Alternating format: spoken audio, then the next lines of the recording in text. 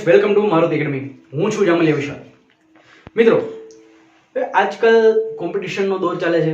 એની અંદર આપણે જનરલી ગૌણ સેવાની અંદર એક મોસ્ટ ટાઈમ પે પૂછાતો એવો ક્વેશ્ચન, જિલ્લાઓ, કયો જિલ્લો કયા જિલ્લાને સ્પર્શ કરે છે દોસ્તો, કયા જિલ્લાને કયા જિલ્લાની સરહદ અડે છે.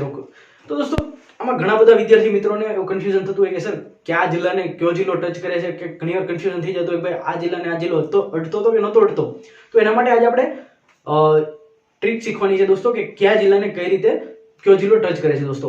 ફર્સ્ટ ઓફ ઓલ, કયો જિલ્લો છે, કેટલા જિલ્લા છે, કયા કયા જિલ્લાનું કઈ રીતે ક્યાં સ્થાન આવેલું છે દોસ્તો, એ થોડું ઘણું બેઝિક નોલેજ તમારે હોવું જરૂરી છે. જો તમે ના કોઈ દિવસ શીખવું હોય કે ના જાણવું હોય તો આપણે મારુતિ એકેડેમી ચેનલમાં પ્લેલિસ્ટની અંદર આપણે જિયોગ્રાફીમાં ઓલરેડી ગુજરાતના જિલ્લાઓનો લેક્ચર મૂકેલો છે દોસ્તો. કઈ રીતે જિલ્લાઓ ક્યાંને કઈ રીતે આપણે ક્યાં આવેલા છે, કઈ રીતે એકબીજાને ટચ કરે છે, એ જો તમે ના જોયું હોય તો ઉપર આઈનો આઇકોન બટન આપેલું છે, એ દબાવશો તો એમાં તમને સજેશનમાં એ વિડીયો દેખાડશે, તો પહેલા એ તમે જોઈ શકો છો દોસ્તો. ચલો, આજનો આપણે લેક્ચર આપણે સ્ટાર્ટ કરીએ. તો ફર્સ્ટ ઓફ ઓલ, મેં તમને કીધું કે કયો જિલ્લો ક્યાં આવેલો છે, એક્ઝેક્ટલી તમને થોડું ઘણું તો બેઝિક નોલેજ તો હોવું જ જોઈએ. તો ફર્સ્ટ ઓફ ઓલ નીચે આવેલો છે સાવ વલસાડ, એની ઉપર આવેલું છે નવસારી, એની ઉપર આવેલું છે સુરત, પછી છે ભરૂચ, એની ઉપર છે ભરૂચની ઉપર છે વડોદરા, વડોદરાની ઉપર છે દોસ્તો પંચમહાલ, એની ઉપર છે આપણે મહીસાગર, અને એની ઉપર છે આપણે અરવલ્લી.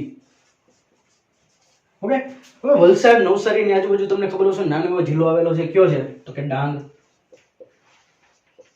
એની ઉપર આવેલું છે સુરતની બાજુમાં તાપી, ભરૂચની બાજુમાં આવેલું છે નર્મદા. હવે દોસ્તો, તાપી નર્મદામાં ઘણીવાર કન્ફ્યુઝન થતું હોય કે પહેલા તાપી લખું કે નર્મદા લખું, ઘણીવાર ભૂલાઈ જતું હોય. તો યાદ રાખવાનું ભાઈ, 3 અક્ષરનું છે, જે મોટું છે એ ઉપર આવે, તો નર્મદા 3 અક્ષરનું છે અને જિલ્લો, અને ઉપર લખવાનું. તાપી 2 અક્ષરનો છે, નીચે લખવાનું. પછી એની ઉપર આવે દાદા દીકરા, પહેલા આવશે દાહોદ, દાદા અને દીકરા, દીકરો એટલે છોટા ઉદેપુર. ઓકે, દક્ષિણ ગુજરાત ક્લિયર થઈ ગયું. હવે આગળ વધીએ. અરવલ્લીની બાજુમાં તમને બધાને ખ્યાલ હશે શું આવે છે, સાબરકાંઠા, એની બાજુમાં છે બનાસકાંઠા, એની બાજુમાં છે કચ્છ.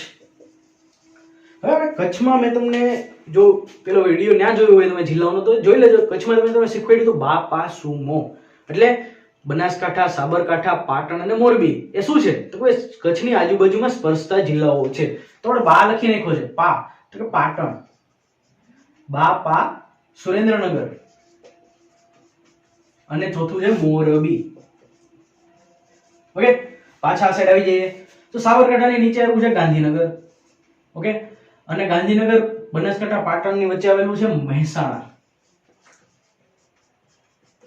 ગાંધીનગરની નીચે આવેલું છે ખેડા, ને એની નીચે આવેલું છે આણંદ.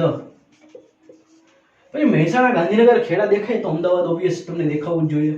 અમદાવાદ સુરેન્દ્રનગરની બાજુમાં આવેલું છે બોટાદ. ઓકે, હવે મોરબીની બાજુમાં આવેલું છે જામનગર, અને જામનગરની બાજુમાં આવેલું છે દેવભૂમિ દ્વારકા. ઓકે, હવે દેવભૂમિ દ્વારકા તમને ખ્યાલ હોય, નીચે એન્ડમાં તો ઉપર જામનગર આવેલું છે, બાજુમાં શું આવેલું છે તો કે ભાઈ પોરબંદર. પોરબંદર, મોરબી, બોટાદ બધાને સ્પર્શ કરતું એવું શું હોય તો કે રાજકોટ. ઓકે, હવે નીચે આવી જાવ. પોરબંદર, રાજકોટ દેખાય છે. હવે નીચે શું હશે, ઓબ્વિયસ છે જુનાગઢ. જુનાગઢ છે તો કોની બાજુમાં આવ્યું છે તો કે અમરેલી, અને અમરેલીની બાજુમાં જુનાગઢ આવી ગયું, રાજકોટ આવી ગયું, શું વધ્યું ભાવનગર છે. ઓકે, હવે ખૂટેજ કે ખૂટેજ છે ને ભાઈ, આપણે સોમનાથ થોડું ભૂલાય, તો એનું નામ છે ગીર સોમનાથ. હવે તમે જોઈ શકો છો દોસ્તો, મોસ્ટ ઓફ 33 જિલ્લા કવર થઈ ગયા છે. દક્ષિણ ગુજરાત, સૌરાષ્ટ્ર, ઉત્તર ગુજરાત બધું કવર થઈ ગયું છે. હવે શું, હવે એકબીજાને આપણે ટચ કરાવી દઈએ તો કે ભાઈ અરવલ્લી, મહીસાગર, પંચમહાલ, વડોદરા, ભરૂચ, સુરત, નવસારી, વલસાડ, ડાંગ, તાપી, નર્મદા, છોટાઉદેપુર, દાહોદ આ બધા એકબીજાને ટચ કરે છે. હવે ઉભા ટચ કરતા હશે, સાઈડમાં કરતા હશે, પંચમહાલ, દાહોદ, વડોદરા, છોટાઉદેપુર, ભરૂચ, નર્મદા, સુરત, તાપી ને નવસારી, ડાંગ. હવે જો તમને બેઝિક નોલેજ હોય તો તમને ખ્યાલ આવે ડાંગ છે એ 2 જ જિલ્લાને સ્પર્શ કરે, એક છે નવસારી અને એક છે તાપી. હવે બંનેના ટચ થઈ ગયા તો હવે સુરત, તો કે સુરતને ન કરતું હોય, તાપી છે નવસારીને કરે છે. એવી રીતે નર્મદા સુરતને કરે છે. હવે નર્મદા સુરતને તો ટચ કરે છે, સાથે વડોદરાને બી કરે છે. તો આવશે વડોદરા નર્મદા, પંચમહાલ છોટાઉદેપુર અને મહીસાગર દાહોદ. ઓકે, આ તમારું દક્ષિણ ગુજરાત, આખો દક્ષિણનો કાંઠો તમારો પૂરો થઈ ગયો. હવે આગળ આવો. અરવલ્લી છે સાબરકાંઠાને, સાબરકાંઠા બનાસકાંઠાને, બનાસકાંઠા કચ્છને સ્પર્શ કરે છે, ઓબ્વિયસ વસ્તુ છે. એવી રીતે સાબરકાંઠા ગાંધીનગરને, ગાંધીનગર ખેડાને, ખેડા આણંદને સ્પર્શ કરે છે. એવી રીતે હવે ખાસ યાદ રાખજો, અરવલ્લી છે તો તે ગાંધીનગરને સ્પર્શ કરે છે, સાથે સાથે તે ખેડાને બી સ્પર્શ કરે છે. હવે મહીસાગર ગાંધીનગરને સ્પર્શ કરશે તો ખેડા વચ્ચેથી તીર મારી દીધું, તો આ જગ્યા ક્યાં વધી? ન વધી. ગાંધીનગર મહેસાણા એકબીજાને ટચ નથી કરતું, તો મહીસાગર ખેડાને ટચ કરે છે. ઓકે, ખ્યાલ આવી ગયો. હવે ખેડા પંચમહાલને ટચ કરે છે, આણંદ વડોદરાને કરે છે, સાથે ખેડા વડોદરાને બી કરે છે અને આણંદ ભરૂચને બી કરે છે. ઓકે, હવે આગળ જોઈએ તો પાટણ છે તો 4 ને ટચ કરે છે, એટલે આપણે વચ્ચે લખ્યું છે. એવી જ રીતે બનાસકાંઠા મહેસાણાને અને સાબરકાંઠા ને બનાસકાંઠા મહેસાણા બંને એકબીજાને ટચ કરે છે. મહેસાણા ગાંધીનગરને કરે છે.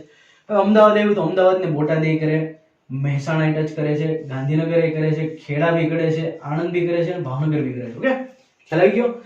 એવી જ રીતે હવે શું આવ્યું તો કે ભાઈ બાપા સુમો, તો બાપા સુમો કચ્છમાં મોરબી રહી ગયું છે. એવી રીતે સુરેન્દ્રનગર બી છે, મોરબી સુરેન્દ્રનગર એકબીજાને ટચ કરે છે, સુરેન્દ્રનગર મહેસાણા એકબીજાને ટચ કરે. હવે આ બધા એકબીજા બાજુમાં બધાને ટચ કરે છે. જામનગર પોરબંદર કરે. હવે એવું રાજકોટ, તો રાજકોટ ઓબ્વિયસ વસ્તુ છે, પોરબંદરને, જામનગરને, મોરબીને, સુરેન્દ્રનગરને, બોટાદને, અમરેલીને, જુનાગઢને.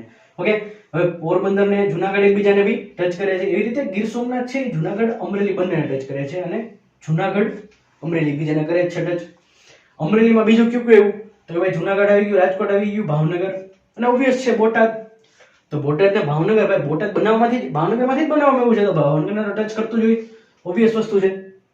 ઓકે, હવે સુરેન્દ્રનગર છે એ બોટાદને ટચ કરે છે. ઓકે દોસ્તો, જોઈ શકો છો તમે સૌરાષ્ટ્ર આખું તમારે કવર થઈ ગયું, ઉત્તર ગુજરાત કવર થઈ ગયું, દક્ષિણ ગુજરાત કવર થઈ ગયું. દોસ્તો આમાં હવે તમારે એટલું શીખી નાખો, એક બે વાર તમે ડ્રો કરો, એક બે વાર તમે જોવો તો તમે ઓબ્વિયસ વસ્તુ છે આરામથી તમને યાદ રહી જશે. હવે તમને કદાચ ઇન કેસ વડોદરાનું પૂછી નાખે, વડોદરા કોને ટચ કરે છે તો જોઈ શકો, વડોદરા આણંદને કરે, વડોદરા પંચમહાલને કરે, વડોદરા છોટાઉદેપુરને કરે, વડોદરા નર્મદાને કરે, વડોદરા ભરૂચને કરે. ઓકે, હવે આમાંથી તમે કોઈ માર્ક કાપી જ ના શકે દોસ્તો. ખાસ 2-3 વાર તમે ડ્રો કરો, 2-3 વિડીયો જોવો. આની પહેલા મેં તમને કીધું કે ઉપર આઈનો આઇકોન આપ્યો છે, તેની અંદર આપણે જીઓગ્રાફીના લેક્ચર જિલ્લાનો લેક્ચર ઓલરેડી કરાવેલો છે, એ એક વાર જોઈ લો એટલે તમને આરામથી જિલ્લાઓ યાદ રહી જશે. ઓકે દોસ્તો, કઈ ના સમજાણું કે ના ખબર પડી હોય તો નીચે કોમેન્ટ બોક્સમાં કોમેન્ટ કરો, બનતા લોકો સુધી પહોંચાડો, શેર કરો, સબસ્ક્રાઇબ કરો દોસ્તો. Bye bye, take care, C you soon.